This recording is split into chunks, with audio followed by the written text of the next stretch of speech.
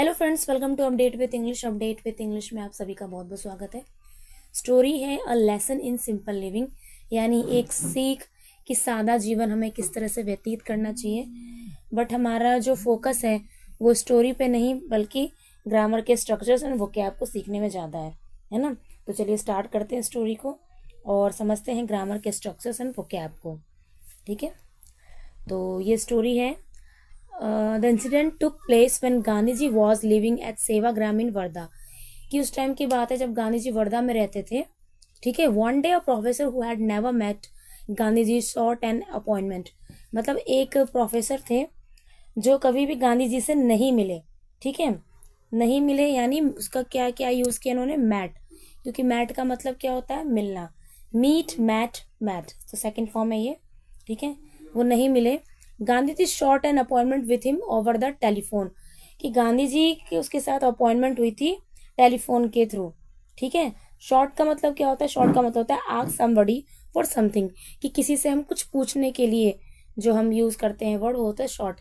जैसे कि उनको गांधी जी को इंटरव्यू के लिए पूछना था तो वो शॉर्ट कहलाया। Okay, the appointment was fixed for 11 o'clock the flowing day, और अपॉइंटमेंट फिक्स हो गए 11 o'clock फ्लोइंग डे के लिए। So next day, the professor set out for Varda well before time and arrived at Gandhiji's cottage when it was 10 minutes to 11. और फिर ऐसा क्या होता है, अगले दिन वो प्रोफेसर जाते हैं वर्धा के लिए, सेट आउट होते हैं, मतलब निकलते हैं वहाँ के लिए, और वो पहुँच जाते हैं गांधी जी के कॉटेज में 10 मिनट पहले, 11 बजने में 10 मिनट पहले।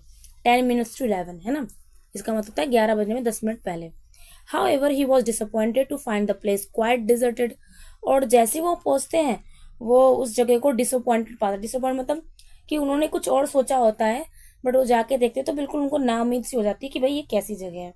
ठीक है, डिजर्टेड मतलब क्या होता है, ये देखिए यहाँ पर वर्ड लिखा हुआ है डिजर्टेड, इसका मतलब होता है एम्प्टी और with know people in it, मतलब कि वो देख रहे हैं तो खाली जगह, कोई भी नहीं है यहाँ पर। जबकि उन्होंने सोचा नहीं था भाई गांधी जी हैं, इतनी फेमस पर्सनैलिटी है तो बहुत सारी भीड़ होगी, बट वो देख रहे कोई भी नहीं है। आगे पढ़ते हैं। There seemed to be no one there except for a man who was sweeping the floor of Gandhiji cottage, कि वहां पर सिर्फ एक आदमी था जो कि कॉटेज में झाड़ू लगा रहा था, जैसा कि आप देख रहे हैं पिक्चर में। The professor called the man and said I have an appointment. फिर उस प्रोफेसर ने उस आदमी को बुलाया, ठीक है, और कहा कि मेरी अपॉइंटमेंट है गांधी जी के साथ। एन अपॉइंटमेंट, AEIO, इससे पहले हम एन का यूज करते हैं। ओके, तो महात्मा गांधी के साथ मेरी अपॉइंटमेंट है 11 बजे।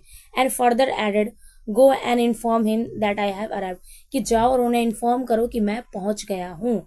अराइव्ड यानी पहुंच गया हूँ, अराइव पहुंचना, अराइव्ड डी लगाया, पास्ट टेंस है, मैं पहुंच गया हूँ।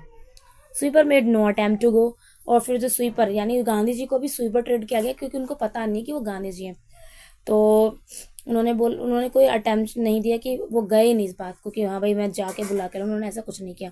Instead he wanted to a bench and told him to sit down, कि जाने के उन्होंने उनको बेंच दिखाया और कहा कि यहाँ बैठ जाओ।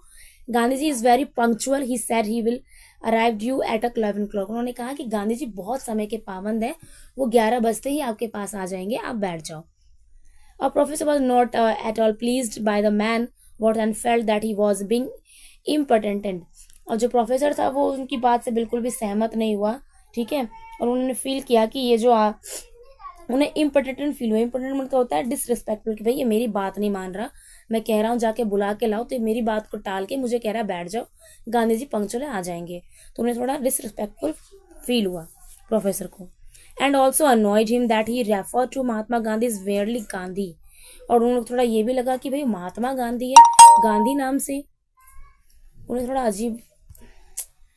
अजीब भी लगा कि महात्मा गांधी है गांधी नाम से ही क्यों उनको कॉल कर रहे हैं। ठीक है, refer to Mahatma Gandhi as merely Gandhi. तो फिर क्या हुआ, did you not hear me, he asked raising his voice.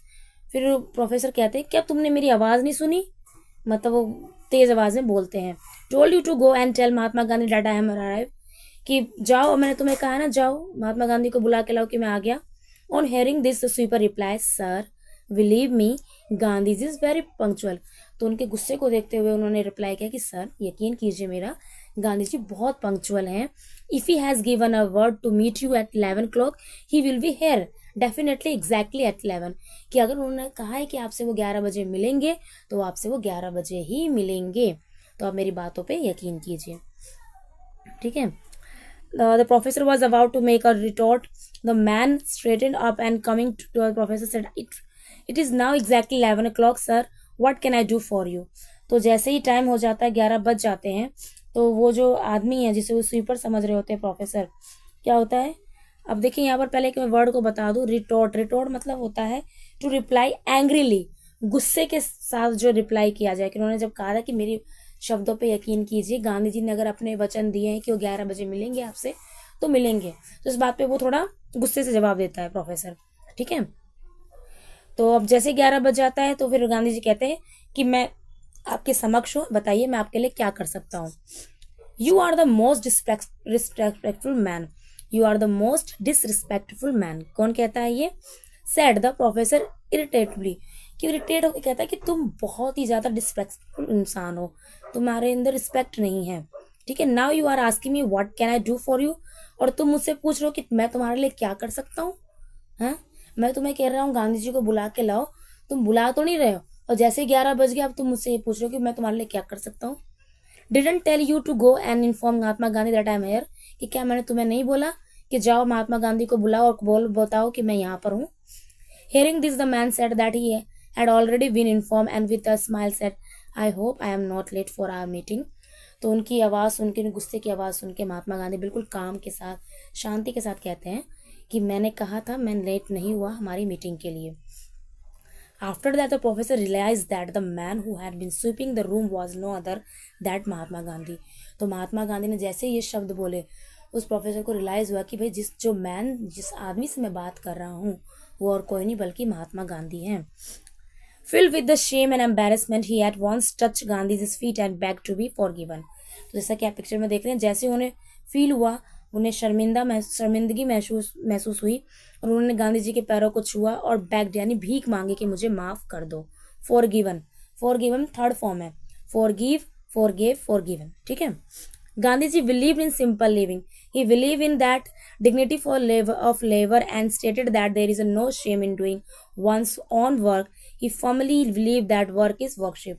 तो गांधी जी क्या है? गांधी जी बिलीव करते हैं सादा जीवन जीने में, और वो यकीन करते हैं कि आप अगर अपना काम खुद करोगे ना, अपना काम चाहे कोई कुछ भी काम हो, तो उससे आप छोटे नहीं हो जाते हैं. ठीक है. हमारा काम ही हमारी पूजा है. तो इस तरह से गांधी जी के बिलीव को उन्होंने समझा. ठीक है. उन्होंने देखा कि भाई महात्मा गांधी होते हुए ये झाड़ू लगा रहे हैं, छोटे छोटे से काम कर रहे हैं ये. ठीक है. तो ये स्टोरी है. गांधी जी को वैसे ही बहुत बड़ा बड़ा के बताया गया है, बट अगर आप डिटेल में जाओगे तो आपको पता चलेगा ऐसा कुछ भी नहीं है. ठीक है. खैर अभी हम हिस्ट्री में नहीं जाते, हम इंग्लिश में आते हैं. तो ये स्टोरी थी, और अगर मैं दोबारा से एक बार वो कैब को रिकॉल कर देती हूँ. ठीक है. ये देखिए, फॉरगिवन थर्ड फॉर्म होती है. Forgive, forgive, forgiven. Okay. Worship यानी पूजा. आगे बढ़ते हैं हम. रिटोर्ट मतलब गुस्से से रिप्लाई करना. ओके. Important referred. पहले रेफर्ड की बात करते हैं. रेफर्ड मतलब होता है दर्शाना. That he referred to Mahatma Gandhi is merely Gandhi. कि मतलब उसको महात्मा गांधी को गांधी के नाम से दर्शा रहे हैं, बुला रहे हैं, मतलब एक तरफ से उनको बता रहे हैं. ठीक है. इम्पोर्टेंट का मतलब क्या होता है? Disrespectful and arrogant. ठीक है. इम्पोर्टेंट मतलब डिसरिस्पेक्टफुल एंड एरोगेंट. फिर पंक्चुअल का आपको मतलब पता है, समय का पाबंद, जो हर काम समय पे करे. ठीक है. डिजर्टेड का मतलब होता है फ्रेंड एम्प्टी, मतलब खाली जगह या फिर वहाँ पर कोई ना हो. जैसे कि आप देख रहे हैं आश्रम में, यहाँ पर गांधी जी और प्रोफेसर क्लार्क कोई भी नहीं है. ठीक है. शॉर्ट का मतलब होता है आस्क समबडी फॉर समथिंग, किसी के लिए कुछ कहना कि भाई तुम क्या मेरा ये काम कर दोगे, क्या ये कर दोगे. तो प्रोफेसर ने क्या कहा था गांधी जी को कि मुझे आपके साथ अपॉइंटमेंट लेनी है. तो वहाँ पर शॉर्ट एंड अपॉइंटमेंट मतलब अपॉइंटमेंट के लिए बात की उन्होंने. ठीक है. सो दीज आर वो कैप. जितना हो सके आप वीडियो को शेयर कीजिएगा. ये स्टोरी कंप्लीट हुई है. मिलते हैं नेक्स्ट वीडियो में एक और नई स्टोरी के साथ. Till then take care. Bye bye.